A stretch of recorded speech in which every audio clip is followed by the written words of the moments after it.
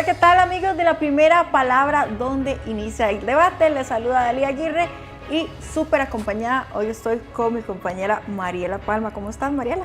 Un gusto estar con ustedes y un gusto otra vez estar acá en La Primera Palabra, y tenemos una invitada muy especial además el día de hoy. Así es, pues vamos a conocerla. Y se trata, yo estoy seguro que si usted ve Asamblea, usted la ha visto en algún momento, y es la diputada Rocío Alfaro del partido Frente Amplio. ¿Cómo está, diputada? Bienvenida a La Primera Palabra. Muchas gracias por la invitación, muy bien, y viendo cuáles serán estas primeras palabras que vamos a tener hoy para conversar. Muchas gracias, de verdad. No, muchísimas gracias. Solo mujeres, sabemos hoy. Hoy sí. Vamos a ver si nos llevamos mejor o cómo nos llevamos hoy. Pero bueno, Okay. Diputada, yo le voy a contar algo. A veces se cuestiona, y se ha dado últimamente, sobre todo con el Partido de Liberación Nacional, pero vamos a hablar en el caso del suyo. Se ha dado que, bueno, cuestionan a qué se dedican los diputados, cuál es su experiencia y dónde han trabajado. Cuéntenos un poco, aparte de su gestión como diputada, en qué se ha desempeñado y cuál es su experiencia profesional. Uh-huh. Bueno, más bien para mí es una anomalía estar en la Asamblea Legislativa en mi vida, porque mi labor ha sido fundamentalmente una labor docente. Me he dedicado a la docencia desde que era estudiante, empecé a trabajar.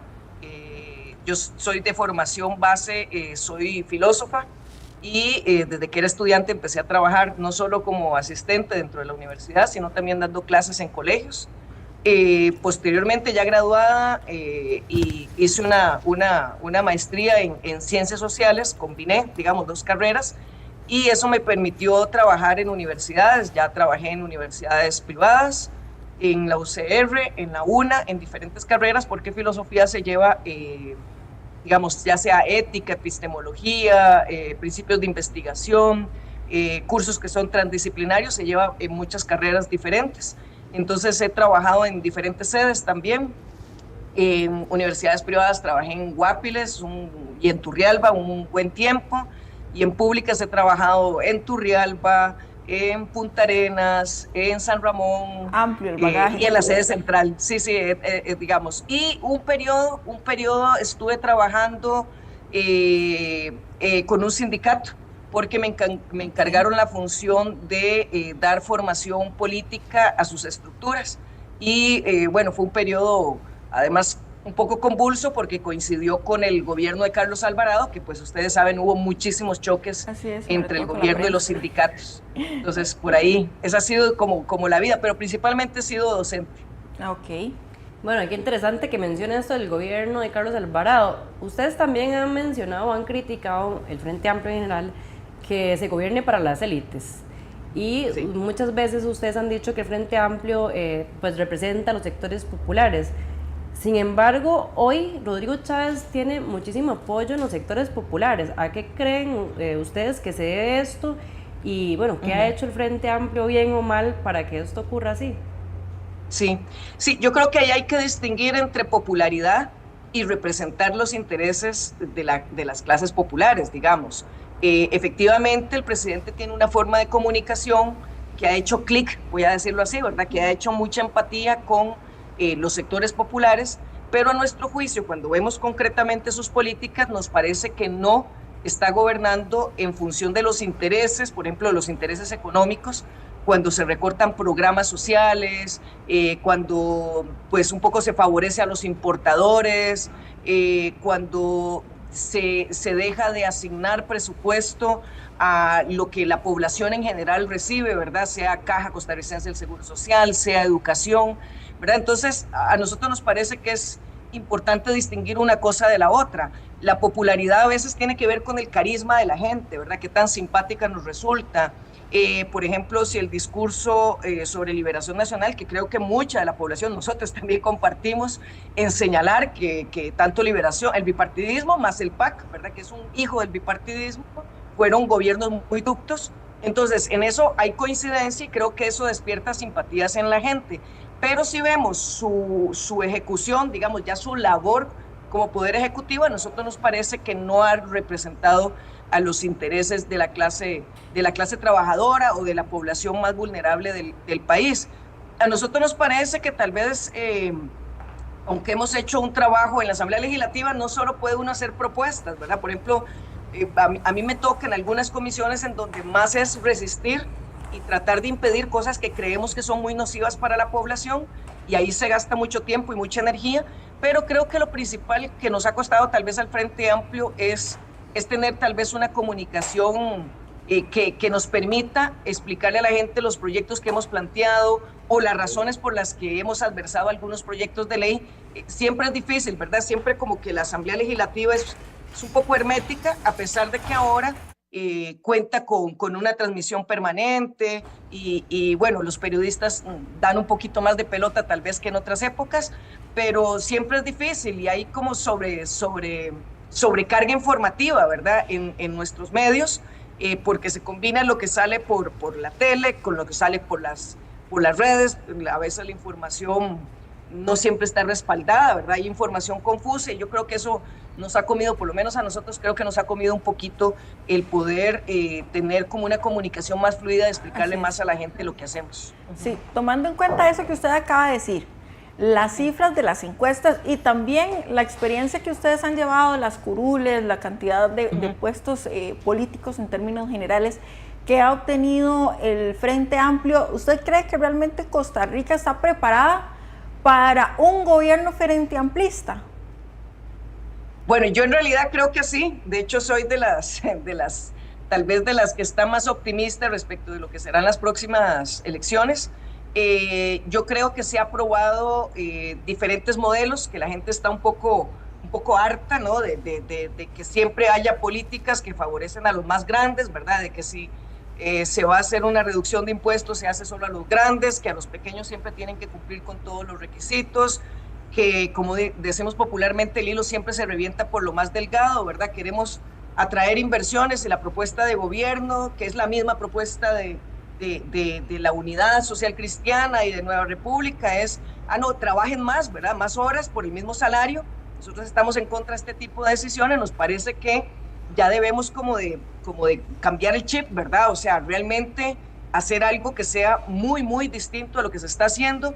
Y fíjense que aunque tenemos problemas porque no tenemos suficientes recursos para la comunicación, digamos, como para estar pagando constantemente en redes y que circule más y romper un poco los algoritmos y todas esas cosas que pasan en redes, me parece que sí hemos tenido una respuesta muy positiva.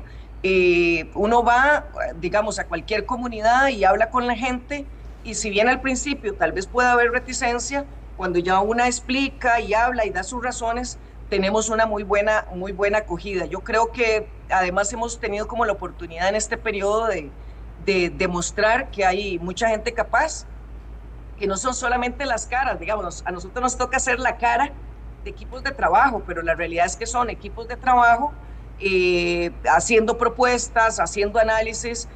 Todos los partidos lo han reconocido, hemos sido, aunque somos una fracción minoritaria, somos una fracción muy productiva y somos una fracción que negocia también, no en el sentido de debajo de la mesa, ¿verdad? Negociar cosas feas por debajo, sino de tener la capacidad de dialogar y decir, bueno, no va a ser el 100% de lo que nosotros queremos, pero vamos a mejorar los proyectos, sean nuestros o sean de otras fracciones. Y yo creo que sí, ya, digamos, pues hay un discurso, hay un poco de guerra fría, ¿verdad? De que qué miedo, que la gente izquierda, pero creo que también para la mayoría de la gente joven ese discurso no llega, porque ni siquiera le remite a lo que pasaba en los 80s del siglo pasado, ¿verdad? Entonces, yo creo que sí, yo creo que vamos a tener una buena oportunidad en las próximas elecciones. Bueno, hablando de gobernar y de izquierda, en América Latina hay diferentes gobiernos de izquierda y han tomado distintos rumbos. Podemos ver, por ejemplo, a Lula da Silva en Brasil, ¿verdad? O a Petro o a Boris, que han tomado, digamos, un camino de una izquierda democrática, y vemos también Venezuela, que ha tomado el camino de una izquierda más represiva, ¿verdad? Y autoritaria. ¿Con cuál de estas izquierdas o con cuál gobierno de izquierda más bien se ve reflejado, digamos, el Frente Amplio, y cuáles más bien rechaza? Sí, yo creo que nosotros podríamos tomar elementos de unos y otros países, porque también son historias muy diferentes. Digamos, yo Tal vez me tendería a identificar más con un gobierno Lula, ¿verdad? Que tira programas fundamentales como Hambre Cero, ¿verdad? Que tira programas fundamentales para devolver a la gente joven a las aulas, para mejorar las condiciones de trabajo. Pero es difícil compararse con Brasil, porque Brasil es un país industrializado.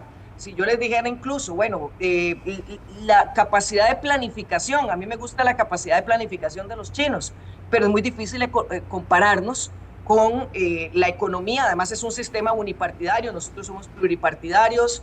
Ellos tienen la posibilidad, tienen el sartén por el mango, porque tienen un peso en la economía mundial enorme, pero por ejemplo yo retomaría la capacidad de planificación de los chinos en el sentido de no gobernar en cortos plazos, sino realmente proyectar e ir creando las condiciones para poder gobernar. Pienso en Petro, bueno, es una situación muy distinta, es un país que viene saliendo de un conflicto bélico muy convulso. Pienso incluso, yo creo que en todos los países hay cosas que rescatar. Pienso, por ejemplo, Venezuela ha tenido una política de vivienda muy interesante, una política que uno debe de estudiar. Es una política en donde no son las grandes torres de grandes corporaciones que le venden a la gente, sino que es al revés, que la gente cuando empieza a hacerse el edificio es autoconstrucción, entonces es gente de las mismas comunidades construyendo con las características. O sea, yo creo que de todos los países hay cosas buenas y hay cosas que no responden a nuestra realidad, ni siquiera a nuestra cultura política ni a nuestra cultura en general. Entonces yo creo que nosotros hemos demostrado, más bien, voy a decirlo así, más que al estilo de otros, que posiblemente nos llevaremos mejor con unos que con otros, yo pienso que el estilo es el nuestro, el estilo tico, que ya le ha dado frutos en otro momento sin ser gobierno. Bueno, la historia de cómo se consiguieron aquí las garantías sociales, el código de trabajo y todo, pues pasa por el peso que en ese momento tenía el Partido Comunista y su capacidad de negociar, ¿verdad? Yo le voy a hablar ahora de política nacional. Ajá. Y es que, diputada, ¿para qué sirve una ley marco empleo público si al final el trabajador público dice yo soy exclusivo, soy excluyente, y al final el país tiene que pagar más dinero? Sí, yo le voy a decir, nosotros como Frente Amplio siempre estuvimos en contra de la ley de empleo público, por varias razones. Vean ustedes la contradicción. Fíjense que crearon este modelo de salario global para eliminar los componentes salariales. Los componentes salariales o salario compuesto, precisamente lo que decía es, bueno, usted tiene un salario base si cumple con los requisitos para trabajar en este puesto. Y después se venían sumando otros que eran incentivos. ¿Incentivos de qué? Por ejemplo, de que usted siguiera estudiando y mejorando su capacidad. De que no es lo mismo un trabajo cuando ustedes lo verán en sus propias experiencias de vida. No es lo mismo el primer mes de trabajo en cualquier trabajo que cuando ya usted, ¿verdad? El colmillo le llega hasta el piso y ya usted sabe hacer un trabajo, ¿verdad? Porque tiene años, tiene 10 años en un medio, ¿verdad? Ya hay una experiencia que cuando es servicio público, esa experiencia debe ser mejorando el servicio que recibe la gente. Nosotros estuvimos en contra de este proyecto de ley precisamente porque además estaba queriendo cargar el costo de la crisis fiscal en las personas trabajadoras. Y dijimos lo que iba a pasar, tal vez no con el dramatismo de lo que está pasando, pero más o menos. Pero es que son personas profesionales, diputada, perdón, son personas profesionales o no importa el cargo, que están haciendo el mismo trabajo y son pagadas completamente diferentes dependiendo de la institución pública en la que se encuentren. Sí, pero ve ahora con la ley de empleo público, ¿qué es lo que sucedió? Se creó más bien una barrera generacional. Toda la gente que entró después de que entró a regir la ley de empleo público, termina ganando mucho más. O sea, es más caro, vea las contradicciones de esta ley, es más caro pagar a la gente nueva que pagar a la anterior, y entonces eso crea también un conflicto, porque los salarios están congelados, ¿verdad? Prácticamente están congelados. Creo que lo que ha habido es un aumento mínimo que ni siquiera llega a la inflación real, y entonces tenemos trabajadores, que es el caso, digamos, más sonado ha sido el de los médicos, pero no solamente, ¿verdad? No solamente ahí está pasando en todo lado, que los médicos con más experiencia, con más capacidad de dar mejor servicio, de educar a los futuros médicos especialistas, ganan menos que los nuevos. Eso significa que la ley de empleo público, en lugar de ahorrarnos recursos, lo que hizo fue pasar tabula rasa, ¿verdad? nivelar a todo el mundo a la fuerza y no reconocer las mejoras. Eso también desincentiva que los trabajadores sean mejores. ¿Por qué? Porque entonces resulta que da lo mismo si estudio que si no estudio. Digamos, si yo me estoy actualizando en mi trabajo, no me lo van a reconocer porque ya no existen los componentes salariales. Que una persona que se sentó, que llegó a un puesto y se sentó y ya no volvió a capacitarse, bueno, entonces resulta que va a ganar lo mismo. Para nosotros, esa ley marco de empleo público no ha significado lo que debió haber sido. Es cierto que algunas instituciones tenían que haber regulado, pero ahí, por ejemplo, la principal regulación era que los componentes salariales siempre se mantuvieran por fuera de la base, porque en instituciones donde los salarios se dispararon ilegalmente, ilegítimamente, no ilegalmente, a mí me parece inmoralmente, es porque esos componentes se pusieron en la base, entonces se multiplicaban, ¿verdad? En lugar de sumarse. Y eso era una solución que podía haber sido muchísimo más simple, pero el problema además fundamental para mí es que ¿quién es el trabajador? Porque a veces pensamos trabajadores públicos y trabajadores privados. Y claro, la mayoría son trabajadores privados, pero la población ¿de quién recibe servicios? Del trabajador público, de los maestros, del que llega a arreglar la fuga de agua, de la enfermera de la caja, ¿verdad? Entonces resulta que en lugar de atraer a la gente más comprometida con su trabajo al sector público, la estamos expulsando. El problema yo creo es que se cometieron errores en el pasado, porque muchos de estos vemos que son salarios, que los incentivos son mayores al salario, entonces estamos viendo que más bien básicamente todo lo que esta persona tiene de salario son puros incentivos y no el salario base, ¿verdad? O sea, sí, eso se da en muchos casos y se ha prestado para abusos también. ¿Sabe por qué creo yo también que pasó mucho eso? Porque los gobiernos se acostumbraron a que en lugar de modificar esas bases y decir, es cierto, o sea, la vida está mucho más cara, aquí hay que compensar, pasaron tantos años, la canasta básica cuesta tanto, el transporte público cuesta tanto, el alquiler de vivienda cuesta tanto, entonces hay que subir esa base. Se acostumbraron a que las negociaciones salariales pasaban por crear un nuevo incentivo y entonces los trabajadores decían, bueno, la base sigue siendo la misma, pero bueno, me crearon un incentivo que reconoce mi evaluación o que reconoce mi experiencia, que son las anualidades, o que reconoce, no sé, la productividad, digamos, que logré subir productividad. Entonces, el problema es que también, digamos, hubo una cultura de negociación por parte de los gobiernos que a mi juicio sí fue equivocada porque precisamente se olvidó de mantener los salarios de manera que sean atractivos, pero atractivos ¿por qué? No simplemente para ganar más, sino para que la gente esté bien y pueda dar un mejor servicio. A mí me parece que el debate se confundió, se pensó, ok, el sector público es como privilegiado y entonces hay que bajarlo al nivel del sector privado, en lugar de pensar el sector público es el que le da servicios a la población. Lo que hay que hacer es mejorar las condiciones del sector privado, que creo que por ejemplo, ese es un debate que está pendiente. La mayoría aquí de los trabajadores, dígame si no es cierto, aunque haya un salario mínimo y una serie de cosas, hay un montón de lugares donde no se los respetan, donde no los aseguran, donde no respetan horario, donde cada quien tiene que comprar sus herramientas de trabajo, por ejemplo, su computadora, su silla, a pesar de que el Código de Trabajo dice que el patrón no lo tiene que dar, y entonces los trabajadores la están pasando mal en general, y se canalizó a sacarle la plata o a desmejorar las condiciones del sector público, y eso nos desmejoró, la verdad, la calidad de vida a todos, porque todos somos usuarios de servicios públicos. Así es. Diputada, vamos a ir a una sección que se llama la frase del día. ¿Quién es el que dice la frase del día? Estoy segura que usted lo conoce muy bien. Vamos a ver. Vamos a ver.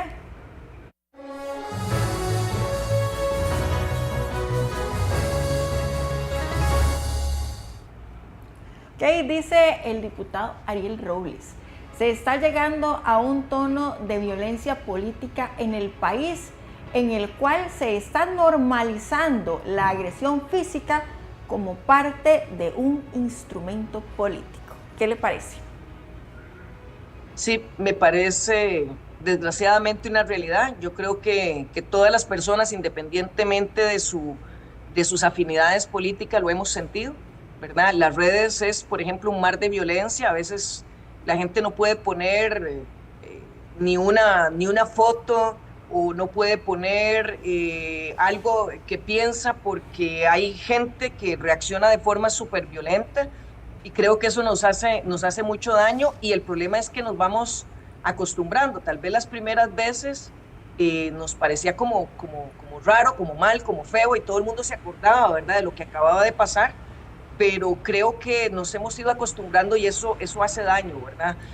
Recuerdo también, porque siempre fui de las que se manifestaban aquí frente a la Asamblea Legislativa, y una llegaba con sus carteles y con sus consignas y a veces decía, no, ahí están los que venden la nación, ahí están, y yo creo que siguen estando, no nosotros, pero algunos, en mi opinión, venden las joyas de la abuela, pero de esto a insinuar que había que matar a la gente que tenía una posición diferente a la nuestra o convocar a linchamientos. Por ejemplo, yo trato de no intoxicarme mucho con las redes, pero también tengo que contestar, porque la gente le manda a uno mensajes y consultas y hay que contestar. Y entre esos a veces se cuelan mensajes de gente que lo mandan a uno, pues bueno, hay un señor, por ejemplo, que nos mandó... Su compañero dijo, por ejemplo, agresión física, ¿verdad? Pero, por ejemplo, ¿qué opina usted también de lo de la hija del magistrado Paul Rueda, ¿verdad? Que dijo que, totalmente que había inadecuado. que mandar un francotirador a matar al presidente o algo así, ¿verdad? Súper de mal gusto, súper irresponsable, más en momentos en donde el sicariato está creciendo en nuestro país. Súper irresponsable. A mí me parece que a eso me refiero yo con que lo hemos normalizado y por eso decía, de pronto de diferentes bandos y de diferentes posiciones y de diferentes niveles educativos, ya la gente tiene tan normalizado de que cualquiera puede decir cualquier cosa que se da esta situación. A mí me parece que además siendo una persona educada y en un puesto en donde sabe la responsabilidad de sus palabras, eso jamás debió haber sido dicho. Además era un puesto de derechos humanos, ¿verdad? No, y otra cosa que he visto... brutal, que en todas las fracciones, absolutamente. Y hablo por todas las fracciones, incluyendo la suya, porque a veces se ponen a gritar de una manera, se hablan sin respeto a la edad, que si le gustan las mujeres, si le gustan los hombres, en fin, uno que está en esto todo el día, uno escucha que en términos generales los padres de la patria a veces dicen unas cosas que de verdad, o sea, más allá del tema de, ahí se deja de lado el proyecto, en fin, y se van a temas personales innecesarios. Sí, yo por lo menos debo decir que tal vez en alguno par de ocasiones tal vez he visto alguno de los compañeros de mi fracción, digamos, que los han logrado tal vez sacar de sus casillas, porque no es solo lo que se dice en micrófonos, a veces uno está hablando, ¿verdad? Y alguien insulta o pasa por detrás de la curul de una diciendo alguna cosa. Yo al menos he logrado, aunque tengo pues tal vez una personalidad, soy un poco enojona, he logrado mantener ese control de no pasar esa línea, pero sí he recibido insultos muy, muy graves, digamos, palabras que no son de recibo que se digan en la Asamblea Legislativa, ¿verdad? Que son muy inapropiadas por el respeto que uno le merece la institución, pero también por el respeto que le merece a uno la ciudadanía y la función que una tiene en la Asamblea Legislativa. Pero sí hay diputaciones que para mi gusto no respetan este escudo nacional que nosotros representamos, que representamos a todo el país, independientemente de desde cuál partido o sector hayamos llegado o desde qué provincia. Me parece que se ha ido efectivamente normalizando también, ¿verdad? La vulgaridad. No todo lo que sale en micrófonos, ¿verdad? Lo que sale en micrófonos a veces es muy altisonante. Yo al menos he estado bastante en contra de ese tono. Y sí en algunos momentos, por ejemplo, en que sí yo he alzado de pronto la voz. Bueno, cuando a alguien le falta el respeto a alguno de mis compañeros, ustedes, a veces me pongo en modo mamá, voy a decirlo así, ustedes saben que yo soy la grande, digamos, de mi bancada, que soy una bancada muy joven, y a veces reacciono un poco instintivamente, y sí me molesta, y entonces, por ejemplo, le digo a don Rodrigo, me levanto y digo, bueno, pero ¿por qué le permitan? ¿Por qué no le cierran el micrófono? ¿Verdad? Ese tipo de gesticulación. Pero hasta el momento no he caído y creo que todas las fracciones pueden confirmar que la mayoría de nosotros tratamos de ser muy respetuosos. Ha habido, creo yo contabilizo más o menos dos ocasiones en plenario en donde tal vez sí, algunos de mis compañeros se sacaron de sus casillas y gritaron, que no me parece adecuado, pero es parte de ese ambiente político, de esa cultura política que se ha modificado para mal, a mi juicio, en Costa Rica. Sí, bueno, en otras épocas se retaban a balazos, ¿verdad? Tampoco nos olvidemos, ¿verdad? Otros... Villanueva creo que sacó y retó a Otón Solís, creo, ¿verdad? Un duelo y cosas así, que por dicha no pasaron, pero en general había como más, no sé, una discusión de más altura. Y yo extraño, creo que desde la asamblea pasada, o tal vez 2 asambleas, pero principalmente tal vez desde la asamblea pasada, como que el nivel de debate en la asamblea bajó, y yo creo que eso es un mal signo para nuestra sociedad.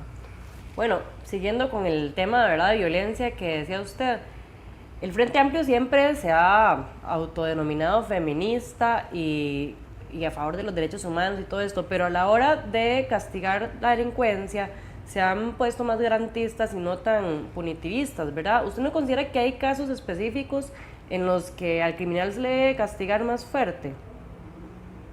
Yo creo que, bueno, esa es parte de la función de los jueces, ¿verdad? Ustedes recuerdan que las penas van de tantos años a tantos años según el delito, ¿verdad? Sí, me refiero a la parte legislativa, pero me refiero, digamos, a la parte, digamos, legal de aprobar leyes tal vez más fuertes contra pues, la delincuencia.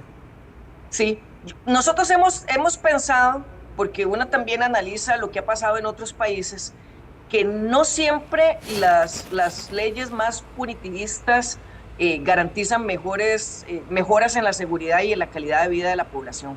A ver, si usted me pregunta cuál es la lógica que nosotros deberíamos de seguir por ejemplo, para desterrar el narcotráfico, el sicariato o las mafias estas que andan con el gota a gota u otros fenómenos, digamos, que son como más nuevos, que no es la delincuencia común, sino el crimen organizado en nuestro país. Yo creo que el crimen organizado ha crecido, y hay que buscar las raíces, ha crecido precisamente por un deterioro de nuestra sociedad en general, porque las brechas se abrieron, porque esas capas medias prácticamente desaparecieron, porque la gente está en una situación de mucha vulnerabilidad y hay unos ricos que se hicieron extremadamente ricos, hay que decirlo. O sea, las casas que existen ahora, hace 30 años no se veían en nuestro país, ¿verdad? Donde tiene hasta para aterrizar helicópteros, ¿verdad? Ese tipo de cosas antes no se veía, y yo creo que esa desigualdad es en parte la base de todo esto. Entonces, ¿qué vemos? A ver, pensemos en países con penas severísimas. ¿Qué más severo que la pena de muerte? El país que más tiene pena de muerte o que más ejerce el acto, digamos, de mandar a alguien a la inyección letal es Estados Unidos. Y ahí, o sea, si usted cuenta las violaciones, los asesinatos, la cantidad de multiasesinos de estos seriales y toda esta cosa, no se ha detenido porque existe la pena de muerte. Entonces, yo creo que hay que tener un balance. Por supuesto que la sociedad tiene que revisar cada cierto tiempo cuántas penas se dan, pero también tenemos que revisar si nosotros tenemos capacidad de rehabilitar, porque, claro, a mi juicio también hay gente, digamos, si es psicópata, yo no creo en la rehabilitación porque hay un diagnóstico de que es una persona que tiene incapacidad por sentir empatía, pero en otros casos que se puede rehabilitar, entonces uno dice, bueno, los dejo más en la cárcel para que realmente se rehabiliten o los dejo más en la cárcel haciendo escuela para ser mejores delincuentes. Y ahí también viene la responsabilidad. Mejoramos bueno, lo pero que muchos sucede de los en la cárcel. femicidios se da por personas que son reincidentes, o sea, que podían ya estar en la cárcel, ¿verdad? Y no hubiese pasado ese femicidio. Eso sí es algo, pero digamos, muchas que de las acciones previas a veces no se respetan. ¿No? Por ejemplo, se ponen prohibiciones de acercarse, pero cuando la mujer llama y dice, aquí está mi exmarido, mientras llega la patrulla y no sé qué, y le dicen, pero señora, si usted lo mete preso, entonces no le va a pagar la pensión, señora, piénselo. Eso lo hemos visto. Entonces, hay como una complicidad social, ¿verdad? Ah, sí, cuando ya la mató, dice la gente, sí, uno oía donde gritaba, donde se tiraban cosas, y la señora andaba morada. Bueno, pero hay una complicidad social. Yo sí creo que el proceso, la protección, pero también, digamos, la sociedad toda debería de dejar de naturalizar tanto y decir que esos son problemas íntimos. No, entonces, en la casa del otro no me meto, No, es que la casa del otro es la casa de todos, o sea, es que no se trata de meterse en la vida íntima, afectiva de la gente. Es de análisis, Sí, esto es de análisis sí, también es complejo, en nuestras casas. Pero bueno, diputada, ya casi continuamos, usted no se despegue de la pantalla, vamos a un corte comercial y ya casi regresamos aquí a la primera palabra.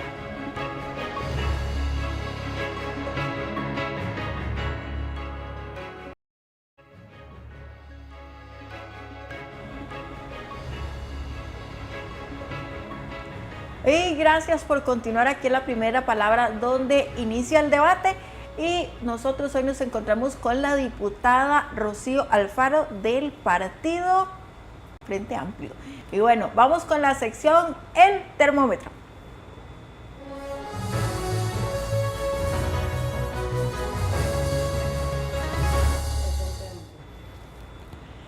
Bueno, diputada, vamos a ver las estadísticas, datos crudos. Resulta que en este momento la situación de educación en nuestro país hay 849 órdenes sanitarias, el 8% del PIB es el que debería asignarse y hay 22.000 millones de colones en infraestructura que deberían darse a la educación de nuestro país. Pero bueno, conocemos las realidades, cómo lo ve usted desde la Asamblea y cómo lo ve también desde aquellos lugares que representa. ¿Qué información le ha llegado? Cuéntenos un poco. O sea, además siendo educadora. Sí. Sí, este es un tema brutal. Yo participo además en la Comisión Especial de Educación. Le hemos dado mucho seguimiento precisamente a esta situación. Yo creo que es de las medidas más antidemocráticas que ha tomado este gobierno. No digo que los anteriores estuvieran muy bien. De hecho, mucho de esa infraestructura no se deterioró de un día para otro. Pero, y eso, ustedes sacan las órdenes sanitarias, pero pensemos en otras edificaciones que todavía no han llegado a tener una orden sanitaria severa, ¿verdad? Pero que ya están en franco deterioro y que desestimula también a las y los estudiantes porque son ambientes tugurizados, ¿verdad? Nos parece que ha sido una de las medidas más antidemocráticas porque precisamente esa es la base, ¿verdad? O sea, unificar una educación general básica. Por eso nuestra Constitución dice que es gratuita y obligatoria, porque la aspiración es que como mínimo toda la población tengamos eso. Y cuando en una comunidad la escuela se está cayendo, cuando en una comunidad rural los chicos, las chicas tienen que salir del salón comunal a una galera de una fábrica que les prestan como aula y después trasladarse a la iglesia y después trasladarse, eso no es, o sea, está causando una desigualdad brutal. Y aquí se han aprobado, aquí se aprueba el presupuesto, se asigna, bueno, ustedes vieron el escándalo de haber asignado una gran cantidad de dinero a la mejora de varias escuelas en la provincia de Alajuela, para que un señor diputado metiera mano y mandara toda la plata a su escuela, la única escuela, ¿verdad? Entonces, ese tipo de cosas me parece a mí que son de las que la población debería juzgar más severamente. O sea, el quitarle, ustedes hablan de infraestructura, pero agréguele comedor escolar, agréguele que a las juntas de educación se les mandó, se aprobó una plata y el Ejecutivo no lo manda, que las becas de transporte tampoco se están mandando. Bueno, es que con el tema de las juntas de educación, usted y yo sabemos que hay un tema politizado que se da desde las municipalidades, etcétera, y el manejo de esos recursos es complejo, y por otro lado están obligados también a comprarles al CNP, que sí, los costos son muchísimo más elevados que algún producto en cualquier supermercado. Dos cosas sobre eso. Nosotros presentamos un proyecto de ley, pero nos lo archivaron y tratamos después de introducir algunas de las cosas que proponíamos en otro proyecto de ley que sí se aprobó, en donde lo que se buscaba era precisamente que las juntas de educación y las juntas administrativas, el caso de los colegios, se nombraran en asambleas de padres de familia, precisamente para impedir el manoseo político. Pero bueno, fueron los mismos partidos que hacen ese manoseo político los que nos archivaron el proyecto. Y con respecto a lo del CNP, hay un problema que incluso va más allá de la venta de las instituciones. Ustedes saben que la lógica era, digamos, de tener esta venta o este mercado cautivo de las instituciones públicas comprándole al CNP, es que el CNP le comprara a los productores pequeños de una región y le vendiera a las instituciones de esa región.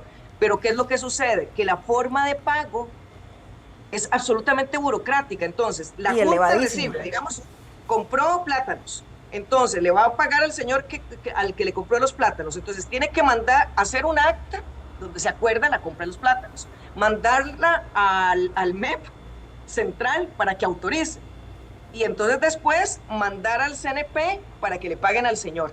En toda esa vuelta se tardaron hasta 6 meses. Bueno, un pequeño productor no puede esperar 6 meses una factura. Entonces, lo que sucede es que el pequeño productor termina no vendiéndole al CNP y terminan vendiendo los grandotes. Entonces suben los precios y no se cumple la función social que se tenía en el CNP. Entonces el CNP Esos son está mal correcciones. gestionado. Debería de Está mal- cerrarse o debería de O venderse.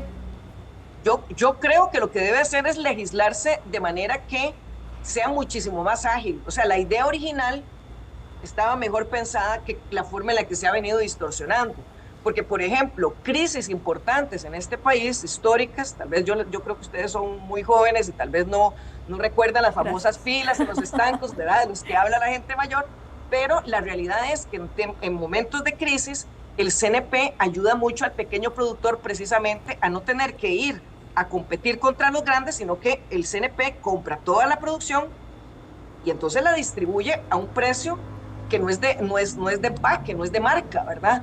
Y a las instituciones públicas para que esas instituciones públicas tampoco se desangren. A mí me parece que el CNP, lo que hay que hacer es mejorar la ley, digamos, de creación del CNP, mejorar su función social y a la experiencia que hemos tenido de cómo ha dejado de cumplir esa función social y meterle mano, ¿verdad? O sea, a mí las instituciones siempre hay que estarlas revisando para mejorarlas, pero cortarla sería dejar todo al mercado. Y yo siento que si lo dejamos todo al mercado, y los que tienen plata les va a ir muy bien y los que no tienen plata les va a ir peor que como les está yendo. Doña Rocío, usted sabe que desde que se creó la ley del 8% para la educación pública nunca se ha cumplido. Mira, esto me hace preguntarme también el tema de fondos. Sabemos que Costa Rica tiene una deuda de más del 60%. Y el Frente Amplio en varias ocasiones ha criticado la austeridad de este gobierno que, en palabras de ustedes, es una austeridad neoliberal, ¿verdad?, de recorte de gastos. Pero sí me gustaría saber cómo con esta deuda y con los gastos que tienen todas estas instituciones públicas, ustedes, digamos, se oponen al recorte de gastos sin afectar, por ejemplo, a la clase media con impuestos. ¿Cuál es la propuesta de ustedes, ¿verdad?, para al final tener unas finanzas públicas equilibradas? Si no están de acuerdo con recortes, con venta de activos, instituciones, ¿verdad? Y entonces, ¿cuál sería la manera de lograr tener ese presupuesto? Porque, como vimos, la educación pública nunca, en la historia de esa ley, ¿verdad?, del 8% nunca se ha recibido el 8% en ningún gobierno desde que se creó. Desde que se hizo la reforma. Desde que se hizo la reforma constitucional y se asignó un monto.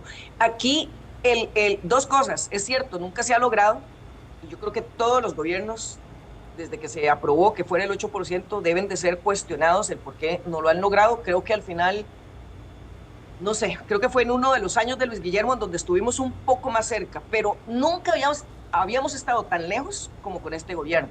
Eso también hay que sentarlo, o sea que en lugar de ver el error que cometieron los gobiernos pasados, lo que están haciendo es profundizando el error. Ahora, pero mi pregunta va más hacia ¿de dónde agarramos el presupuesto? Fiscal, ¿de dónde? Vea, aquí lo que sucede es que toda la carga fiscal se sobrecarga en las personas trabajadoras y en el pequeño y mediano productor. Aquí a los grandes no se les toca. Aquí todas las políticas de atracción de inversiones es decirle a los grandes, vengan a Costa Rica, que aquí no les vamos a cobrar impuestos. Con los tratados de libre comercio, que ahora no sabemos qué va a pasar, porque ya Trump dijo que él no le mete aranceles a todo el mundo, entonces creo que todo se va a caer, pero con los tratados de libre comercio, ¿qué se dijo? Todos los importadores y todos los exportadores van a dejar prácticamente de pagar impuestos. Entonces, eso hace un hueco fiscal. O sea, que los ricos estén pagando menos, y pues claramente, entonces, la reforma fiscal del 18, ¿qué fue lo que hizo? Precisamente cargar con impuestos regresivos, o sea, que todos, ricos y pobres, pagamos por igual, pero que a los pobres nos cuesta más. Entonces, ricos y pobres pagan por igual, cuando los ricos de verdad, no estoy hablando de salarios buenos, no estoy hablando de los que tienen el capital, de los dueños de la tierra de este país, de los dueños de la industria de este país, o de las grandes empresas que vienen y se sientan en este país, no están pagando impuestos. ¿Por qué? Uno, porque se les perdona todo. Dos, porque hay una enorme evasión fiscal que Hacienda es incapaz, o sea, no cobran los impuestos que deberían de cobrar. Hay elusión fiscal y nosotros tenemos puestos desde el periodo pasado y en este también propuestas de ley antielusivas, o sea, donde uno detecta los sinvergüenzas que agarran la plata y la sacan y la mandan a Panamá o a otro paraíso fiscal para no pagar impuestos. Porque el pobre no puede hacer eso. Usted va y compra y ahí viene el 13% y lo pagó. Pero en este país más del 80% es MIPYMES, ¿verdad? O sea, básicamente el parque empresarial de Costa Rica está compuesto por MIPYMES, pequeñas y medianas empresas.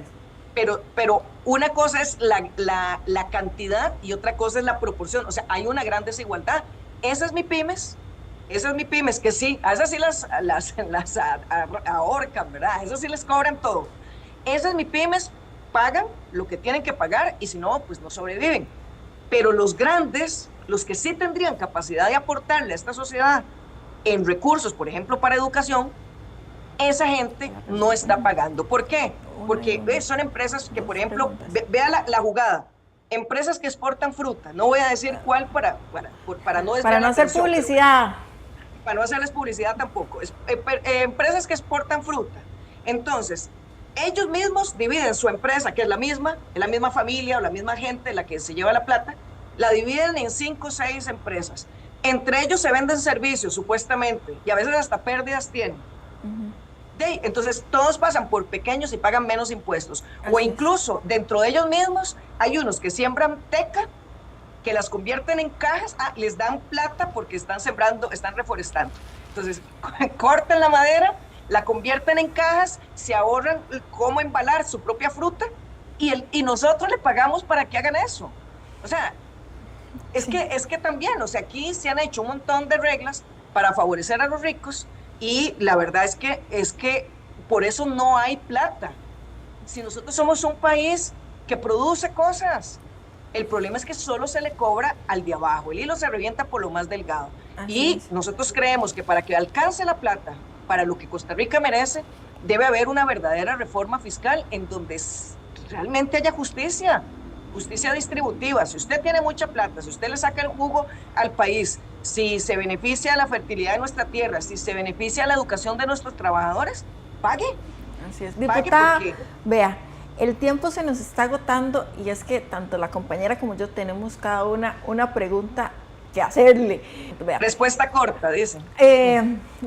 Lo más conciso posible, pero es muy importante. Vean, en este momento tenemos una crisis con el tema de los especialistas. No es ni de esta administración ni de la pasada, hablamos de hace muchísimos años, donde básicamente se está poniendo en el tapete que, por un lado, entre los sindicatos y los mismos, póngale colegio de médicos, póngale diferentes entidades que son los que capacitan a los especialistas para que posteriormente estos vayan a ejercer, o sea, que es como, por decirlo así, como un caso cerrado donde solo ellos deciden para no tener competencia.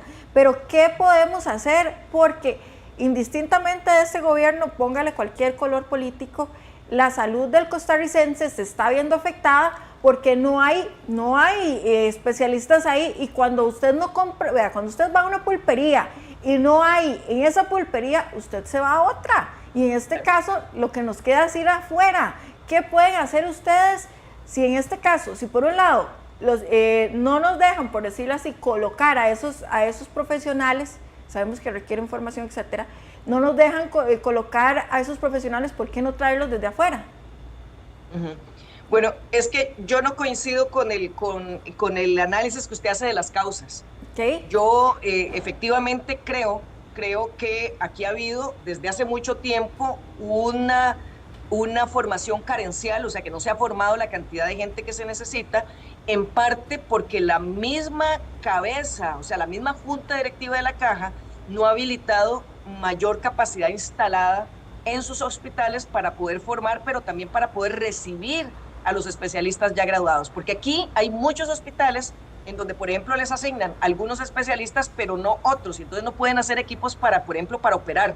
El problema es que se ha venido trabajando, por eso yo decía, yo veo el problema en la cabeza de la Junta Directiva de la Caja, es no planificar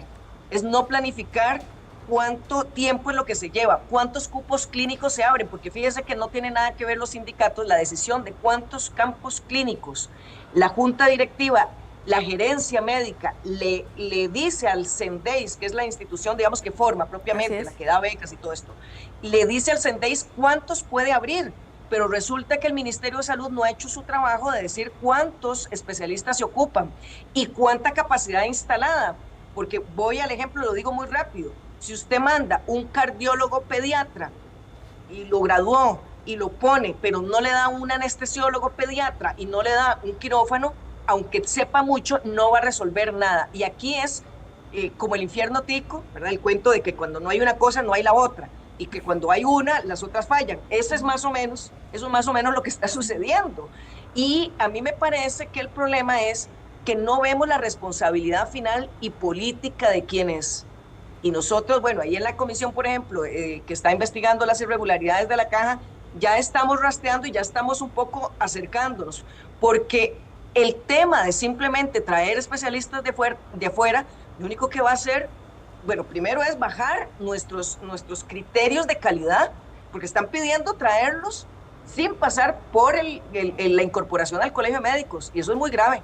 Fíjese, entre las cosas raras que pasan, es que esos campos clínicos se reparten equitativamente entre universidades públicas y universidades privadas.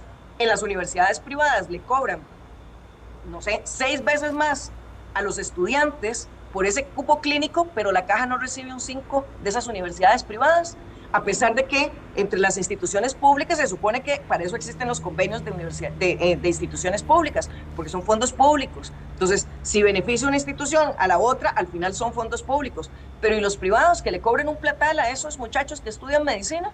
No le dan un 5 a la Caja, un 5 no le dan.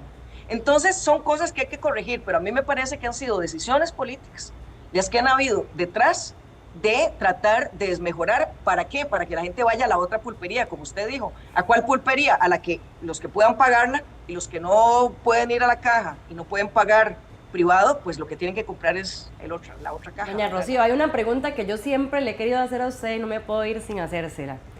Y es respecto al PIN de la URSS que usted utiliza siempre debajo del escudo de Costa Rica. Para muchas personas, bueno, la URSS se sabe que tuvo gulags, hay casos de lesa humanidad y se murieron millones de personas por la URSS, ¿verdad? A mí me genera mucha curiosidad saber por qué usted decidió utilizar, ¿verdad?, específicamente el PIN de la URSS en su camisa, o bueno, siempre lo utiliza, ¿verdad?, en su saco. Sí. Y, o sea, ¿qué significa para usted? En realidad el escudo, sí, lo incorporó la bandera de la URSS, pero es un escudo que representa una tendencia de pensamiento, que es el pensamiento socialista, comunista, dependiendo de la época, ¿verdad? Ha ido madurando, hay diferentes formas, están, bueno, muchas, digamos, de las tendencias de izquierda, porque yo no sé si, supongo que no se alcanza a ver, pero lo que trae es una herramienta que es de campesinos y una herramienta que es de obreros. La hoz y el martillo.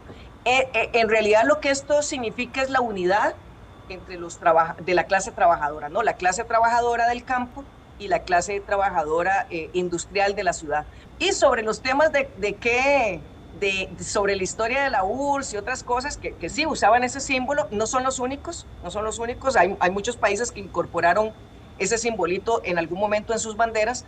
Yo creo que nos faltaría como un programa por hablar de Guerra Fría y para hablar también de lo que pasaba en esa época. Sí, pero yo lo uso por ese simbolismo. Sí, por eso se lo quería preguntar, porque yo decía, o sea, a mí yo veo el PIN, ¿verdad? Y de una vez pienso en la URSS y en la Guerra Fría y sí me ha generado mucha curiosidad.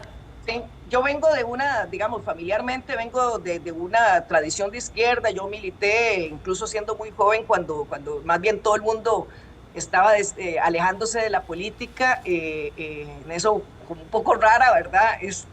Más bien yo me involucré en la política en una época muy difícil, digamos, que era en los 90s, y no, digamos, yo lo que trato de resaltar es eso. Para mí es importante que aunque una haya estudiado, aunque una no es una trabajadora manual, ¿verdad?, sino es una trabajadora, en mi caso, de la educación, Nunca se debe olvidar quién produce los alimentos que uno se come, quién produce la ropa con la que uno se viste, que siempre tiene que tener presente esa clase trabajadora y cuando estamos legislando, para mí, digamos, yo no puedo perder ese sentido de pertenencia de clase, independientemente de que en este momento, en este paréntesis de mi vida, mi colilla salarial diga que me gane una cantidad, que debo aclarar que además yo una buena parte la entrego al partido para que funcione y otra parte la reparto entre gente que sé que lo necesita y me dejo fundamentalmente el mismo salario que tenía cuando era profesora. Eso es un asunto ético mío que lo aprendí de esa tradición de izquierda, digamos, más histórica, pero que tampoco, digamos, para mí lo importante es trabajar sin olvidarme de esa clase trabajadora que es parte de esa querida Costa Rica. Así es, diputada. Y ahora sí, vamos con la sección ¿Qué piensa de?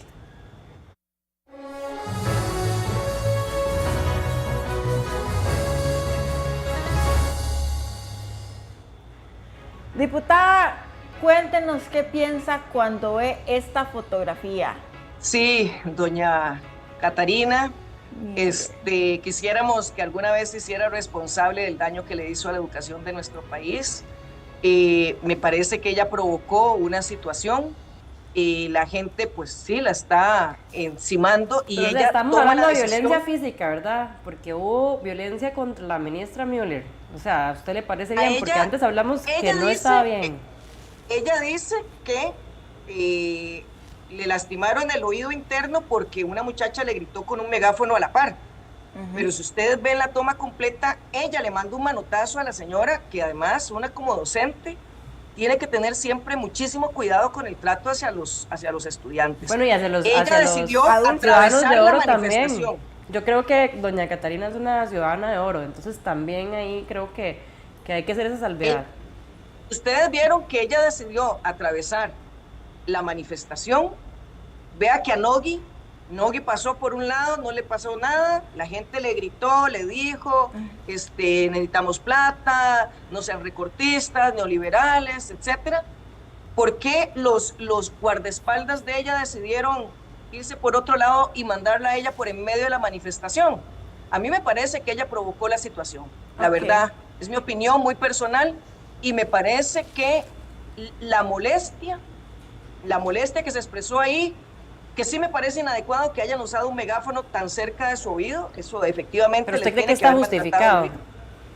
No digo que está justificado, pero es comprensible que sucediera porque ella llegó a provocar y porque le estaba quitando la posibilidad de estudiar y esa era su actitud. Y bueno, y vean ustedes el desastre que provocó y que se fue sin nunca responder por sus responsabilidades, nunca entregó la ruta a la educación, nunca defendió el presupuesto para las escuelas, nunca defendió. Entonces, atravesar una manifestación contraria, quitando y poniéndole las manos a los estudiantes, eso era una provocación claramente. Yo creo que una siempre tiene que tener claro, cuando es educadora, y ella lo es, que una tiene que educar con ejemplo, que tiene que darse a respetar y que tiene que respetar también a sus estudiantes. Creo que ella incumplió con eso y la situación se dio. No digo, yo no lo habría hecho, me parece que fue incorrecto, pero aquí es el principio de realidad. Ella provocó una situación con los estudiantes y creo que las cosas salieron de la peor manera. Bueno, vamos a ver la siguiente fotografía. ¿Qué opina del personaje del señor presidente de la República? ¿Qué opina del personaje? Sí, me parece que es un triste personaje que muestra el deterioro de la calidad de la cultura política de nuestro país. Siempre me pareció muy grave que una persona que había estado, primero, tanto tiempo fuera del país, segundo, que fue traído al país por el gobierno más impopular que ha habido en nuestro país, que fue el segundo gobierno del PAC, el gobierno de Carlos Alvarado, que fue corresponsable de la reforma fiscal más injusta que nuestro país ha tenido, que fue expulsado por acosador sexual, terminara siendo nuestro primer ciudadano. A mí me parece que negativa es una totalmente, triste. entonces, su perspectiva de esta imagen. Sí, serán los historiadores y las historiadoras las que hagan un análisis qué pasó a nuestro país para tener este perfil de personaje, como ustedes lo dicen, porque yo no sé él como persona, en lo privado como sea, pero el personaje público es fatal. Vamos con los siguientes personajes, digamos los personajes en términos generales, sí. A todos, ¿no? Cuéntanos bueno, qué opina de él. ¿Qué opina de don Nicolás Maduro? Es un personaje polémico, que ha polarizado su sociedad, ¿verdad? Algunos lo adoran, otros lo detestan. Es un personaje muy difícil de entender, por ejemplo, para nuestro país, porque él era un chofer de bus, era un trabajador manual, digamos, con educación básica, que termina siendo presidente de un país que es de los más ricos de nuestro continente por la producción de petróleo. Polémico China porque es de los principales que han llevado petróleo a Venezuela, ¿no es cierto? China, ¿perdone? Cuba, por ejemplo, que China es de los principales que han llevado petróleo a Venezuela. No, lo que a Venezuela le falta, ellos son productores de petróleo, de hecho son el país, en términos de países. A lo que me refiero es que como productores de petróleo, por ejemplo, sé que tienen acuerdos con China, en los que China, para pagar la deuda, se llevó parte del petróleo. También sé que le regalaban el petróleo a Cuba. Y Cuba tenían convenios con Cuba, cambiaban petróleo por médicos. Digamos, Cuba, que tiene una tradición, digamos, de formación en salud, ellos mandaban médicos y a cambio mandaban petróleo. ¿Qué opina de este personaje? A José es gran amigo, le quiero muchísimo, me parece un hombre muy capaz. Yo todavía le digo un joven, pero también lo vacilo porque la diferencia nuestra no es tan grande. Me parece una persona muy capaz, muy comprometida. Yo esperaría que algún día sea presidente de nuestro país. Y bueno, vamos con la última. Este es un 2 por 1. Un 2 por 1. Ninguno de los dos me gusta. Me parecen muy autoritarios. El Salvador es un país que yo he estudiado porque tengo alguna familia allá en El Salvador y también viví en El Salvador un tiempo corto, pero viví por allá y me parece que para romper las mafias se volvió en el principal mafioso. Me parece que respeta horriblemente los derechos humanos. No estoy hablando de los mareros, sino a todos los dirigentes comunales, campesinos, sindicales que ha metido preso como si fueran mareros. En El Salvador es un país más pobre hoy que hace unos años atrás. No me gusta, y de Trump pues creo que las palabras sobran, ¿verdad? Es un violador de los derechos humanos, un violador de los convenios internacionales de comercio. Me parece que es una persona muy limitada culturalmente, ¿verdad? Esta idea de que los migrantes todos somos como monstruos, o criminales, o sucios, ¿verdad? Me parece que es un poco. Bueno, me parece que hay diferentes juzgamientos, ¿verdad? Porque ¿verdad? Yo veo que usted juzga, digamos, a Nicolás Maduro, no lo juzga por las violaciones de derechos humanos, pero dice que pues a Nayib sí. Y digamos, Nicolás Maduro sí, pues tiene en la Corte Penal Internacional incluso una denuncia por casos de lesa humanidad, ¿verdad? Por violación de derechos humanos. Y me parece que pues no está como juzgando igual. Porque no son casos iguales. Esas acusaciones que hay en el caso de Venezuela, si son las que conozco, no sé si conozco todas, si son las que conozco, son sobre casos de personajes políticos que convocaron lo que ellos llamaban las guarimbas, que fueron muy violentas y que le causó la muerte a muchísimos venezolanos. Y yo creo que habría que investigar entonces si efectivamente, como dice la acusación, es porque hubo mano, digamos, del Ejecutivo metiéndose en el Poder Judicial. Pero en el caso del discurso abiertamente anti-derechos humanos, anti-mujeres, esa misoginia, ese racismo, etcétera, de Trump, creo que no es comparado en este momento. Tal vez Milei o tal vez la Meloni, la italiana, ¿verdad? Son tan abiertamente fascistas, ¿verdad? Entonces, creo que es diferente, ¿verdad? Cada caso y cada cosa habría que juzgarla diferente. Pues sí, bueno, diputada, muchísimas gracias. Hemos hablado de todo un poco, política nacional, internacional. Nos ha compartido un poquito incluso de sus datos biográficos en términos generales. Y de verdad, muchísimas gracias por acompañarnos aquí en La Primera Palabra. Ha sido un gusto estar con usted y ojalá que todos disfruten muchísimo esta entrevista. Le agradezco mucho, doña Rocío, por este espacio que nos brindó para poder conocer más de usted, de sus propuestas y de su partido. Muchas gracias a ustedes por la oportunidad y esperamos que podamos seguir dialogando y sí, poniendo las cosas, no sé, como las pensamos cada quien y que la gente pues ahí haga sus valoraciones. Muchas gracias. Así es. Muchísimas gracias y bueno, recuerde que estaremos muy pronto con el siguiente personaje político. ¿Quién será? Bueno, eso lo veremos muy pronto. Estuvo con ustedes Adalia Aguirre y mi compañera Mariela Palma. Así es, hasta la próxima.